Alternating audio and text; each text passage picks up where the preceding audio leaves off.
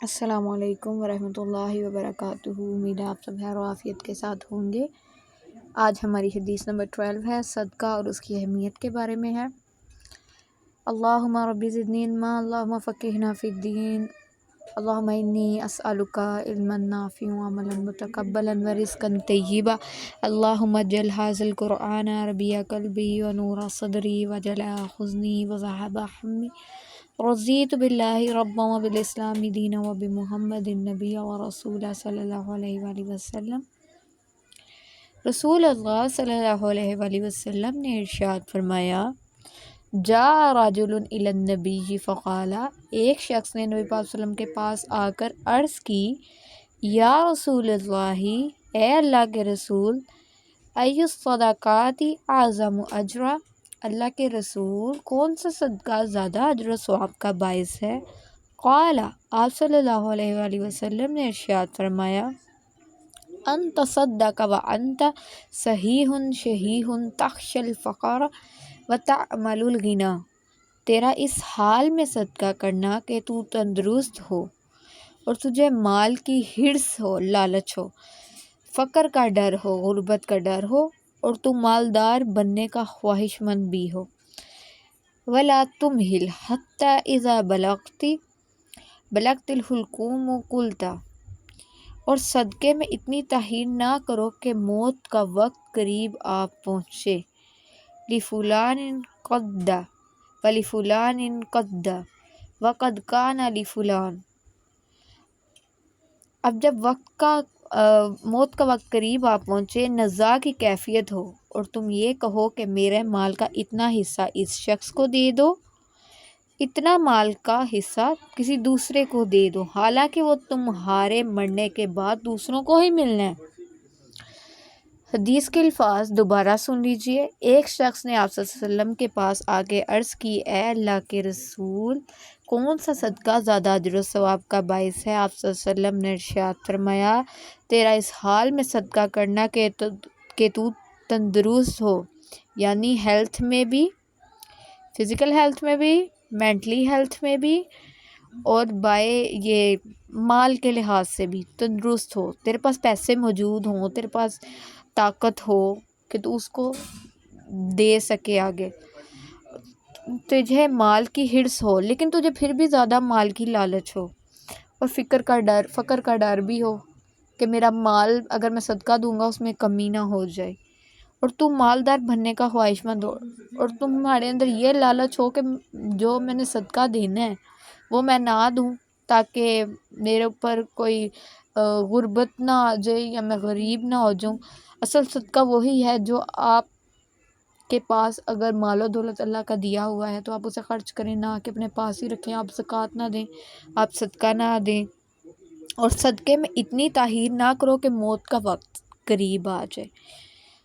اب ایسے کچھ لوگ صدقہ خیرات نہیں کرتے، تو اگر ان کا موت کا وقت بھی قریب آ جائے اور نزع کی کیفیت ہو، یعنی روح نکل رہی ہو، اور تم یہ کہو کہ میرا مال کا اتنا حصہ اس شخص کو دے دو اور اتنا مال اس کو دے دو، حالانکہ وہ تمہارے مرنے کے بعد دوسروں کو ہی ملنا ہے، کتنی بڑی بات لکھی ہوئی ہے۔ رسول اللہ صلی اللہ علیہ وآلہ وسلم نے کیا الفاظ یوز کیے ہیں صدقے کے بارے میں۔ اب میں آپ کو تھوڑا سا صدقہ بتا دیتی ہوں، صدقہ کہتے کسے ہیں۔ صدقہ اللہ کی راہ میں دیا ہوا مال ہے، اللہ کے ساتھ کی گئی تجارت ہے، جسے اللہ تعالیٰ ڈبل کر کے آپ کو دیتے ہیں۔ اگر آپ کسی کو دیتے ہیں، آپ کسی کی طرف مسکرا کے بھی دیکھتے ہیں تو صدقہ ہے۔ راستے میں سے پتھر ہٹاتے ہیں، راستہ صاف کرتے ہیں، راستے میں سے کنکر اٹھا دینا، پتھر سائڈ پہ کر دینا، کانٹے ہٹا دینا، یہ بھی صدقہ ہے۔ استغفر اللہ پڑھنا، لا الہ الا اللہ پڑھنا، اپنے والدین کی خدمت کرنا، کسی کو قرض دینا، کسی کی خوشی میں شریک ہونا، آپ کا کسی کو تحفہ دینا، اپنی بیوی کے ساتھ اچھا سلوک کرنا، اس پر خرچ کرنا، سب صدقہ میں آتا ہے۔ اب آپ خود سوچیں کہ آپ کیا صدقہ دے رہے ہیں۔ کسی غریب کی مدد کرنا، کسی غریب کو مطلب کہ آپ کو پتہ ہے کہ اگر وہ شخص کے پاس پیسے نہیں ہیں، آپ چھپکے سے اس کو کچھ مدد کر دیں، یعنی آپ کے لیفٹ ہینڈ کو بھی نہ پتہ ہو کہ آپ نے کیا دیا، رائٹ ہینڈ سے آپ وہ دیں، یہ بھی صدقہ ہے۔ اور چھپکے سے بھی اگر کسی کی پاکٹ میں ڈال دیں، آپ کو پتہ چل جائے کہ اس کے پاس نہیں ہے، تو یہ بھی صدقہ ہے۔ صدقہ انسان کا اللہ سے تجارت کا ہے کہ آپ یہ سوچیں، آپ غریب ہو سکتے ہیں، اللہ کے رسول صلی اللہ علیہ وسلم نے خود قسم کھائی ہے کہ صدقہ کرنے والا شخص کبھی غریب نہیں ہو سکتا، اس کا خزانہ بڑھتا ہے، ڈبل ہوتا ہے، کیونکہ وہ اللہ سے تجارت کر رہا ہے۔ اللہ تعالیٰ نے اگر اللہ تعالیٰ خالق ہے، مالک ہے، رازق ہے، اس نے ہمیں خرچ کرنے کا حکم دیا اپنی راہ میں۔ آپ اس چیز کا اندازہ لگائیں، آپ کا مال زیادہ ہے کہ اللہ کا؟ خزانوں کا مالک تو اللہ ہے۔ اگر وہ آپ سمندر بھی ساری دنیا کے ختم ہو جائیں تو کیا اللہ کے خزانوں میں کبھی کمی ہوگی؟ کہ آپ کا مال زیادہ ہے یا اللہ کا؟ آپ تجارت اس کے ساتھ کر رہے ہیں؟ اس دنیا کے مالک سے، اور وہ تو بادشاہ ہے، اس کے پاس کسی چیز کی کمی نہیں ہے۔ تو صدقہ بلاؤں، مصیبتوں کو، قبر کے عذاب تک کو ٹال دیتا ہے۔ صدقہ ایک ایسی چیز ہے۔ تو اس کا مطلب یہ ہوا کہ صدقہ ہماری زندگی میں بہت اہمیت کا حامل ہے۔ روزہ، زکوٰۃ، حج، سب صدقہ ہے، کیونکہ ہم اپنے جسم کا صدقہ ہی تو نکال رہے ہیں۔ حضرت علی رضی اللہ تعالیٰ عنہ کے پاس کوئی آیا، انہوں نے کہا صدقہ کیا ہو سکتا ہے؟ انہوں نے کہا مال کے صدقے کے علاوہ بھی ایک صدقہ۔ انہوں نے کہا کون سا صدقہ ہے؟ انہوں نے کہا کہ صدقہ تو مطلب ہماری دماغ کا بھی صدقہ ہے، عقل کا بھی صدقہ ہے۔ تو ان کا عقل کا کیا صدقہ ہے؟ عقل کا صدقہ یہ ہے کہ اس کو اچھی اور نیکی کے کام میں یوٹیلائز کیا جائے۔ عقل کا صدقہ یہ ہے اچھی بات لوگوں تک پہنچائی جائے جو آپ کو پتہ ہے۔ آپ صلی اللہ علیہ وآلہ وسلم کے منہ سے نکلے ہوئے الفاظ، حدیث کے الفاظ، کوئی سنت، کوئی نیکی کا کام بھی ہم آگے پہنچائیں، یہ بھی صدقہ ہے، نہ کہ اسے اپنے تک رکھیں۔ کسی اندھے کو راستہ دکھا دینا بھی صدقہ ہے، کسی کو اچھا مشورہ دے دینا بھی صدقہ ہے۔ اسلام نے ہمیں ہمیشہ بھلائی کا درس دیا ہے۔ پچھلی حدیث میں نے آپ کو بتایا تھا، مومن وہ ہے جس کی زبان اور ہاتھ سے دوسرا بندہ محفوظ رہے۔ تو اگر آپ نیکی کا کام کرتے ہیں تو آپ اس چیز کا اندازہ لگائیں، آپ صدقہ کر رہے ہیں، آپ اپنے رب سے تجارت کر رہے ہیں، اس کا صلہ آپ کو بیک ضرور ملنا ہے۔ اور ایک اور سب سے بڑا صدقہ یہ ہے کہ اگر آپ کی لڑائی کسی کے ساتھ ہو جائے، اگر آپ اس کو معاف کر دیتے ہیں، سب سے بڑا صدقہ یہ ہے۔ ایک شخص آپ صلی اللہ علیہ وسلم کے پاس آیا، انہوں نے کہا کہ میں صدقہ کرنا چاہتا ہوں، میرے پاس کچھ نہیں ہے۔ آپ صلی اللہ علیہ وسلم نے کہا کہ آپ کس چیز کا صدقہ کریں گے؟ اس نے کہا میں اپنے عزت کا صدقہ کروں گا۔ آپ صلی اللہ علیہ وسلم نے کہا وہ کیسا صدقہ؟ تو آپ سے صحابی عرض کرتے ہیں کہ اگر کوئی مجھے گالی دے گا تو میں اس کو برداشت کروں گا، اگر کوئی مجھے بری بات کہے گا تو میں برداشت کروں گا، یہ میں اپنی عزت کا صدقہ اپنے رب کے ساتھ کرنا چاہتا ہوں۔ کتنی بڑے بڑے الفاظ ہیں۔ تو کوشش کیجئے، اپنے رب کے ساتھ تجارت کیجئے، صدقہ و خیرات کا کام کیجئے،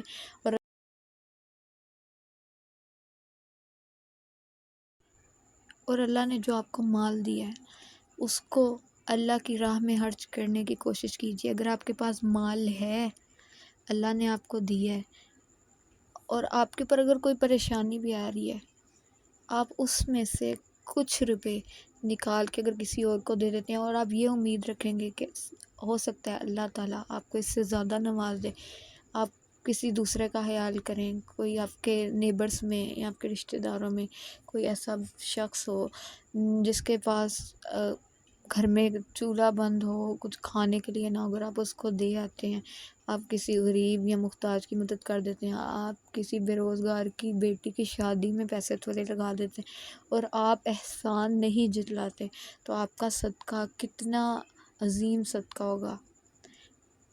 صدقہ واحد چیز ہے جو قبر کے عذاب سے بچاتا ہے۔ تو آپ چاہتے ہیں کہ آپ اگر نیکی کی راہ پہ چلیں، احسان نہیں جتلائیں۔ اگر آپ نے کسی کو دے دیا تو آپ نے اللہ کی راہ میں دے دیا۔ اپنے والدین کی طرف مسکرا کے دیکھنا سب صدقہ ہے۔ اتنا کچھ میں نے آپ کو بتایا، اللہ تعالی ہم سب کو اس پر عمل کرنے کی توفیق عطا فرمائے۔ یہ صحیح بخاری کی حدیث ہے۔ السلام علیکم ورحمۃ اللہ وبرکاتہ۔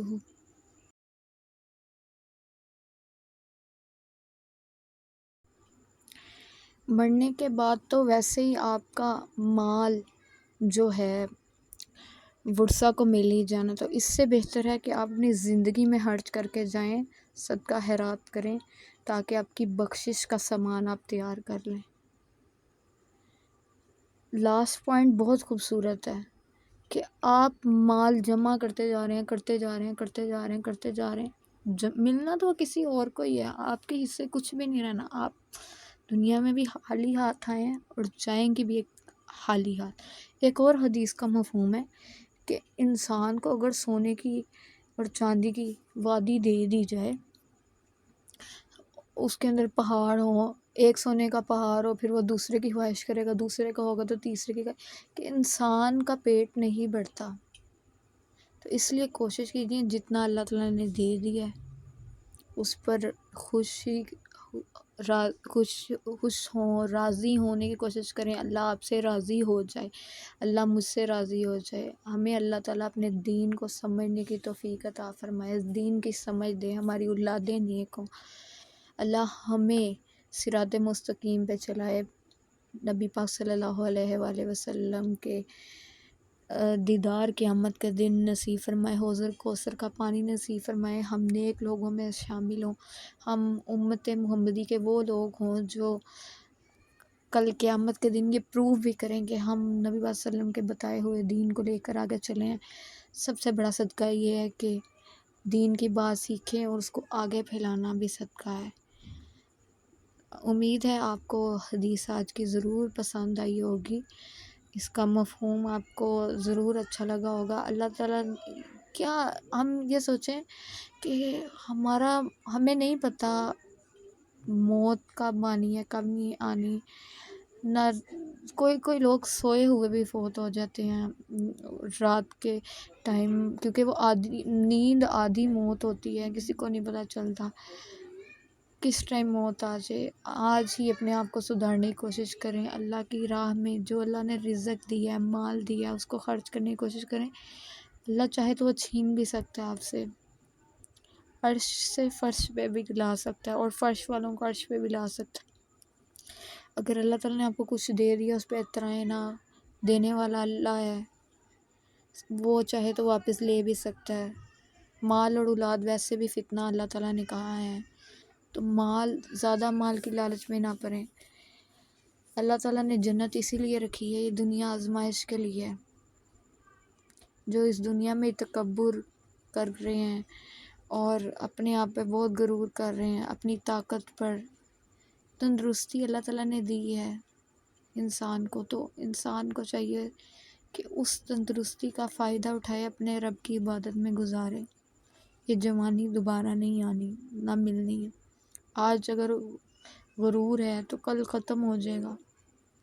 فرعون میں کتنا غرور تھا، اللہ تعالیٰ نے اس کا کیا انجام کیا۔ بنی اسرائیل کے لوگ جو اپنے آپ پہ غرور کرتے تھے، اللہ تعالیٰ نے ان کا کیا حال کیا۔ تو اپنے آپ کو سدھارنے کی کوشش کیجیے، یہ تو آپ نے سب کو پتہ ہے، دنیا مکافات عمل ہے، سب کو سب کا کیا ہوا انجام ملنا ہے، دنیا میں بھی آخرت میں بھی، پھر قبر میں بھی یہ حساب کتاب علیحدہ ہونا ہے۔ تو اللہ کے دیے ہوئی رزق، مال اور صحت، اس پہ غرور کرنے کی آپ کو ضرورت نہیں ہے۔ آپ مٹی کے بنے ہیں اور آپ نے مٹی میں ہی جانا، اور آپ کا حساب کتاب تو لازمی ہونا۔ تو اس چیز سے آپ مت بھاگیں، نماز، قرآن، صدقہ، خیرات، اس طرف آئیں۔ اللہ تعالیٰ نے آپ کو اپنی بندگی عبادت کے لیے پیدا کیا، نہیں امر بالمعروف اور نہیں انل منکر سے روکنے کا حکم دیا۔ صدقہ یہ بھی ہے، جہاں آپ کو برائی نظر آئے آپ اس کو روکیں، اور جہاں آپ کو اچھائی نظر آئے اس کو آگے اپریسیشن کیجیے، اس کو بڑھائیے۔ ہر جگہ فحاشی عام ہے، ہمارا مذہب ہمیں اس چیز کا حکم نہیں دیتا، عورت کو پردے کا حکم دیتا ہے۔ مرد کو اگر حاکم بنا دیا اللہ تعالیٰ نے، تو مرد کو اللہ تعالیٰ نے یہ بھی عورت کو ماں کا درجہ دیا، اگر مرد کو باپ کا دیا نا تو عورت کو بھی دیا، اولاد کی پرورش کا، جنت اس کے قدموں کے نیچے رکھتی ہے، وہ اس کے بچوں کی دیکھ بھال کرتی ہے، اس کو پالتی ہے۔ ہمیں ایک دوسرے کی عزت کا تحفظ کرنا چاہیے، نہ کہ ایک دوسرے کی عزت کو اچھالنا چاہیے۔ اگر اللہ تعالیٰ نے آپ کو حاکم بنا دی ہے تو آپ اس چیز کا دھیان رکھیں، آپ پہ شوہر ہونے کے حقوق ہیں، ایک باپ ہونے کے حقوق ہیں، ایک بھائی ہونے کے حقوق ہیں۔ اگر آپ طاقتور ہیں تو اس کا مطلب یہ نہیں ہے کہ کل کو آپ سے کسی چیز کے بارے میں پوچھا نہیں جائے گا، آپ سے ہر چیز کا حساب کتاب اللہ تعالیٰ نے لینا ہے۔ تو اپنے آپ کو درست کرنے کی کوشش کیجیے، اپنے گھر والوں کو درست کرنے کی کوشش کیجیے۔ زندگی دوبارہ نہیں آتی، اور حساب کتاب کا اللہ کے حضور حاضر تو سب کو ہونا۔ تو بہتر یہ ہے کہ آپ اپنی زندگی کو دین کی راہ میں چلائیں۔ اللہم اہدنا الصراط المستقیم، اللہم فقہنا فی الدین، ربی انی مغلوب فانتصر، ربی یسر ولا تعسر وتمم بالخیر، اللہم حاسبنی حسابا یسیرا، اللہم اجرنا من النار، ربنا آتنا فی الدنیا حسنۃ وفی الآخرۃ حسنۃ وقنا عذاب النار۔ کوشش کیجئے، بندہ تو آج کل بندے کے کام نہیں آ رہا، نہ وہ آپ کو دعا دے سکتا ہے، سب باتیں خلوص کی ہیں۔ کوشش کیجئے آپ ایسا عمل کیجئے کہ یہ جو نورانی مخلوق فرشتے ہیں یہ آپ کے لیے ہاتھ اٹھا کے دعائیں کریں اور اللہ کے حضور گواہی دیں کہ اس نے نیکی کا کام کیا ہے۔ اگر آپ نیکی کا کام کرتے ہیں تو فوراً یہ اللہ سے دعا کرتے ہیں، اور اگر آپ کوئی غلط کام کرتے ہیں تو فرشتے فوراً بددعا بھی کر دیتے ہیں۔ تو کوشش کیجئے یہ آپ کی گواہی دینے والے بن جائیں۔ یہ جو آپ کے رائٹ اور لیفٹ پہ فرشتے بیٹھے ہیں، ہر چیز کی ویڈیو آپ کی ان کے پاس ہے۔ کل قیامت کے دن آپ کے سامنے آپ کا سب کچھ آپ کے سامنے کھول کے رکھ دیا جائے گا۔ آپ کا رجسٹر، یہ جو آپ نے دنیا میں عمل کیے ہیں سب آپ کو دکھائے جائیں گے۔ اپنی زبان اور اپنے ہاتھ کو اپنے کنٹرول میں رکھیں، اپنے نفس کو اپنے کنٹرول میں رکھیں۔ مومن، ایک حدیث میں نے آپ کو پیچھے بھی بیان کی ہے کہ مومن وہ ہے جس کی زبان اور ہاتھ سے دوسرا شخص محفوظ رہے۔ اور ایک جگہ اور ہے کہ حدیث کے الفاظ یہ ہیں کہ نبی پاک صلی اللہ علیہ وسلم نے ارشاد فرمایا ہے، میں اس شخص کو جنت کی بشارت دوں گا جس کی زبان اور اس کی ٹانگوں کے درمیان کی جگہ اگر محفوظ ہے اس کے۔ اور ایک اور حدیث کے الفاظ اسی طرح ہے کہ ایک عورت صدقہ، زکوٰۃ، خیرات سب کرتی ہے لیکن اس کی زبان سے کوئی محفوظ نہیں ہے، تو حضرت نے فرمایا جہنمی ہے۔ اور ایک عورت وہ تھی جو نفلی روزے رکھتی تھی، چند ٹکڑے پنیر کے زکوٰۃ دیتی تھی، نمازیں پڑھتی تھی، لیکن اس کی زبان سے سب محفوظ تھے، تو آپ نے فرمایا یہ جنتی ہے۔ تو آپ اپنا محاسبہ خود کیجئے کہ آپ کن لوگوں میں شمار ہیں۔